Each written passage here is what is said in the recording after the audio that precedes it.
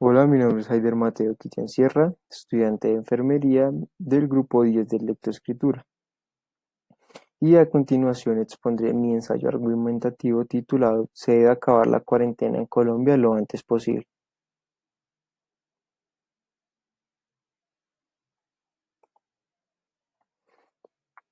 Para contextualizar un poco, es importante saber que Colombia y el mundo atraviesan por una pandemia.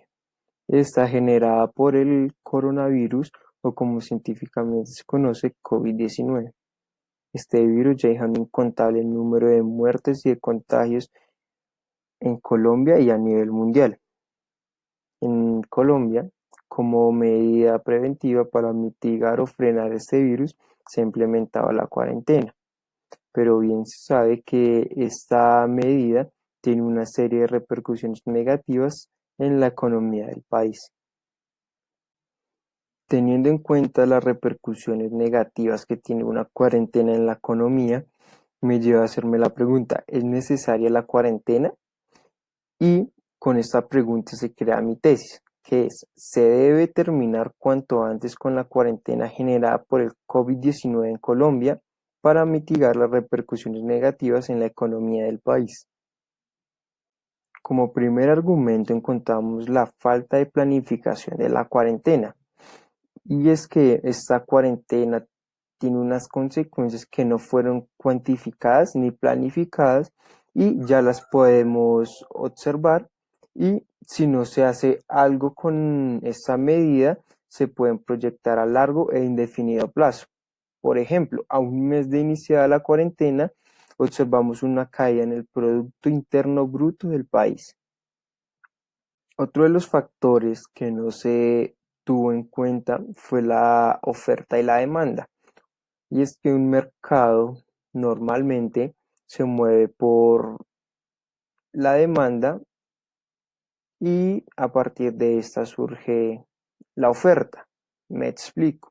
Un vendedor sabe que en un mes le compran 100 camisetas, por consiguiente para el siguiente mes va a tener 100 camisetas para responder a esta demanda.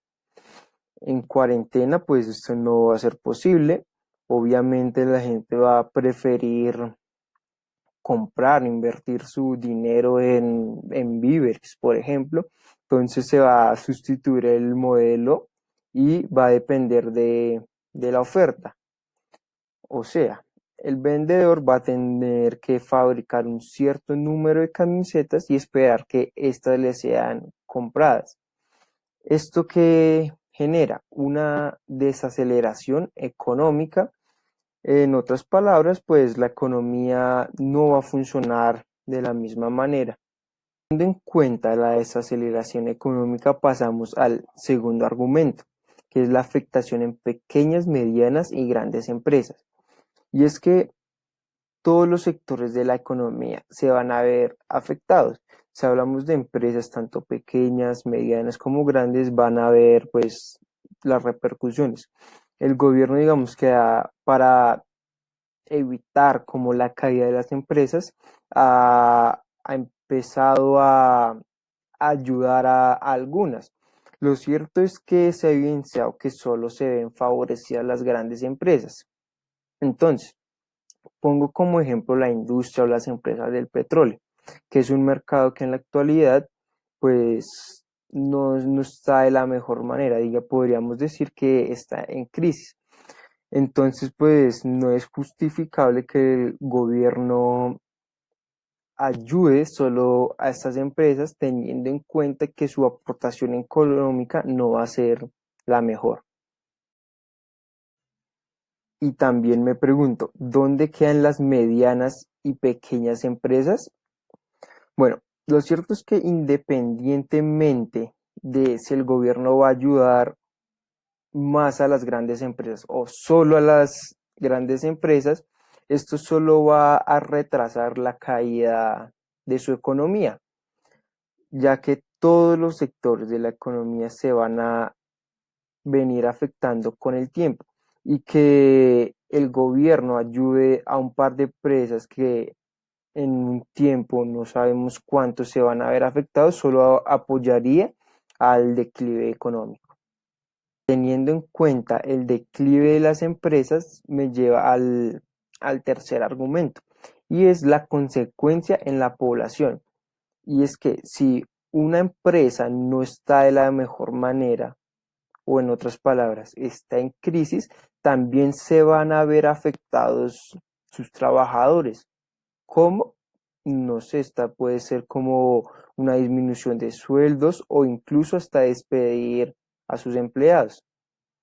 Otra de las repercusiones de la cuarentena en la población es en los trabajadores independientes y ambulantes. Y es que si hay una cuarentena que impide que los locales o negocios abran, pues los trabajadores independientes se van a ver afectados. Y si hay una cuarentena que impide que la gente salga a la calle, pues los trabajadores ambulantes también se van a ver directamente afectados. Teniendo en cuenta las afectaciones de la cuarentena en la población, el gobierno ha decidido dar una serie de ayudas a la población. Lo cierto es que estas ayudas favorecen a un pequeño porcentaje. Me explico, estas ayudas van dirigidas a personas por lo general de estrato 1 y 2, pero la cuarentena y la pandemia han demostrado que personas de estratos 3, 4, 5 e incluso 6 pueden tener los mismos problemas económicos que una persona de estrato menor. Otro de los problemas es el desempleo, y es que como ya lo mencioné, si una empresa no puede sostenerse, empezará a despedir a sus empleados.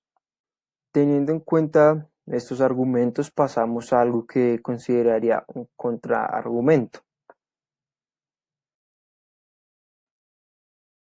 que es la salud pública. Es que las estadísticas decían que a la época ya deberíamos haber llegado al colapso en las UCIs.